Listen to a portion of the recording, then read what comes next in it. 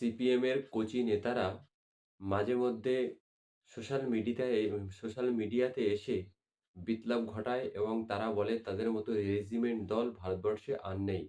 সেই রেজিমেন্টের বর্ষীয়ান নেতা কান্তি গঙ্গোপাধ্যায় গতকাল বলেছে যে, "ট্রেনের ইঞ্জিন আছে, ট্রেনের কামরা আছে, কিন্তু ট্রেনের প্যাসেঞ্জার নেই।" সেই কথার রেশ ধরে বিকাশ রঞ্জন ভট্টাচার্য, যিনি কিনা চাকরি যোগ্য ছেলেমেয়েরা না পাক এই রায়ের পক্ষে যিনি সদা সর্বদা দাঁড়ায়, বিকাশ রঞ্জন ভট্টাচার্য হলো চাকরি পাওয়ার প্রধান বাধা। সেই বিকাশ রঞ্জন ভট্টাচার্যও বলেছে যে, সিপিএমের যে সমস্ত নেতারা আছে, তাদের সঙ্গে কর্মীদের কোনো যোগাযোগ নেই। অর্থাৎ মানুষের কাছে পৌঁছে তার অভাব, অভিযোগ, সুখ-দুঃখ ভাগ করে নেওয়ার মতো নেতা এই মুহূর্তে বামফ্রন্ট বা সিপিএমের মধ্যে নেই। অতএব যে সমস্ত কচি নেতারা সিপিএমটাকে